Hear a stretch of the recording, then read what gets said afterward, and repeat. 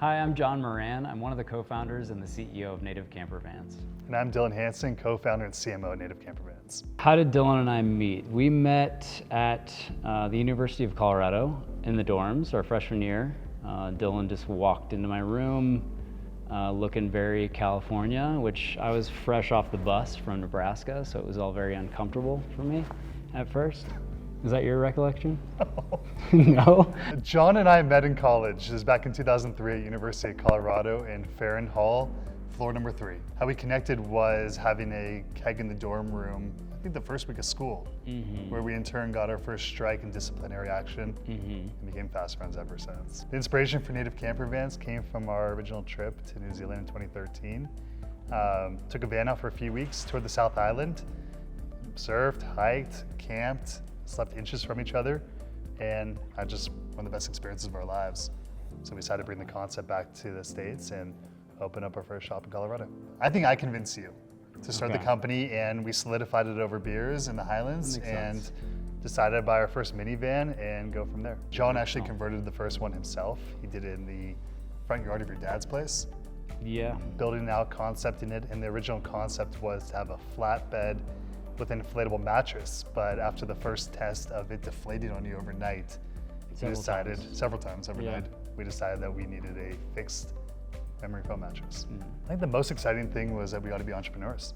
We got to start something from the ground up. We got to make it our own, and we had to go and problem solve. We had to think about through each issue how we're going to handle it and who we wanted to be as a company and chart the course. I would say the biggest fear is also that of an entrepreneur, just not knowing what the future holds. You've got this concept and this dream, and it's easy to get excited about that, easy to put it down on a spreadsheet and map it out, but much more difficult to make it real and to continue it as a viable sort of business out into the future, because you're constantly having to change and adjust, and we had to do that from the get-go. What does this company mean to me? This company means everything. We've been in it for 8 years now. That is a long time. It's the longest relationship I've ever been with a business partner or company in itself, and we've given everything to this company. Our time, money, sweat equity, you name it, and to see where it is today and continue the course where we're trying to achieve to, it means the world.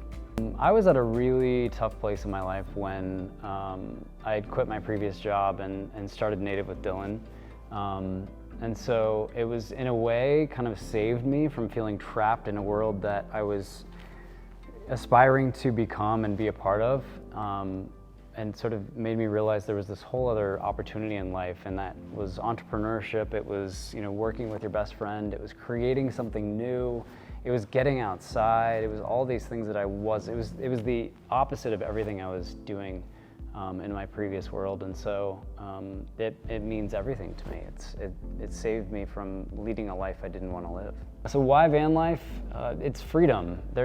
We live in these worlds that are just so constructed for us. We've got our jobs and expectations there, and we have our families and expectations there, and it's so easy to feel like you're trapped. And van life is the definition of freedom. You can go to a place according to an itinerary, and if you don't like it, you can leave. If the weather's bad, you can switch, you can go somewhere else, you can invent it on the fly.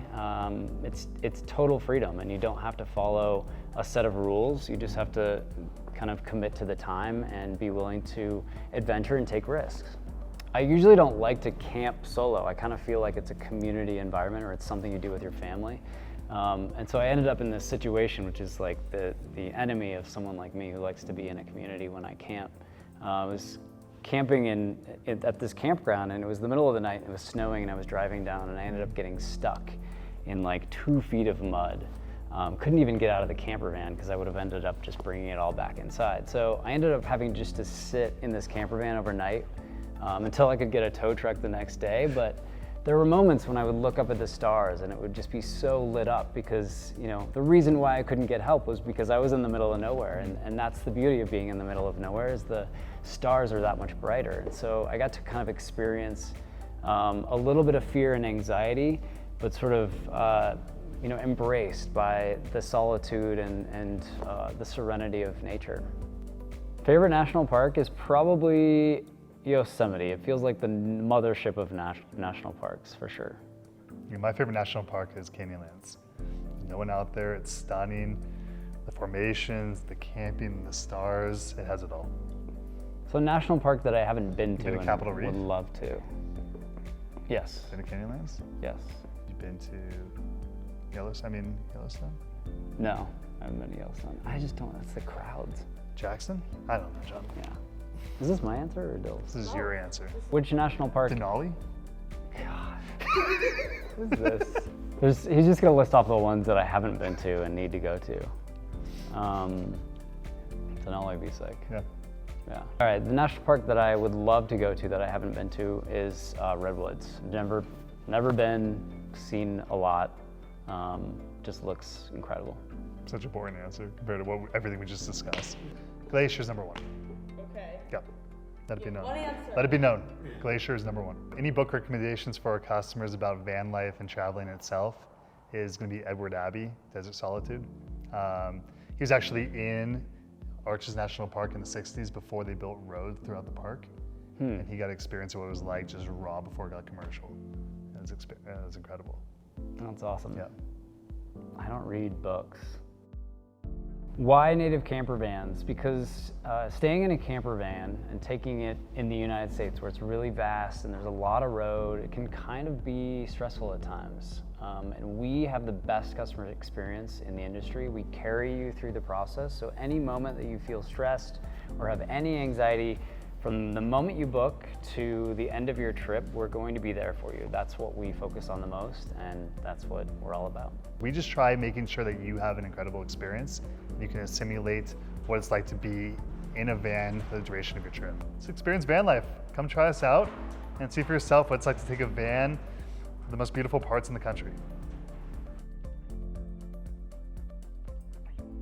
Here you go. Roll the tape. Hey, I'm Dillon Hansen, co-founder and CMO at Native Campervans.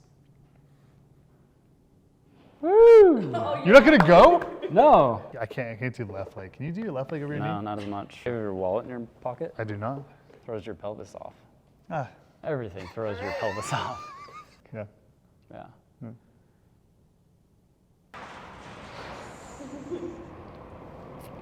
Hey, Harper, where are the cats? Harper, where are the cats? Meow. Harper, where are the cats? Meow. Where are the cats? Where are the cats? Meow. Harper, where are the cats? Meow. Get the cats. Where are the cats?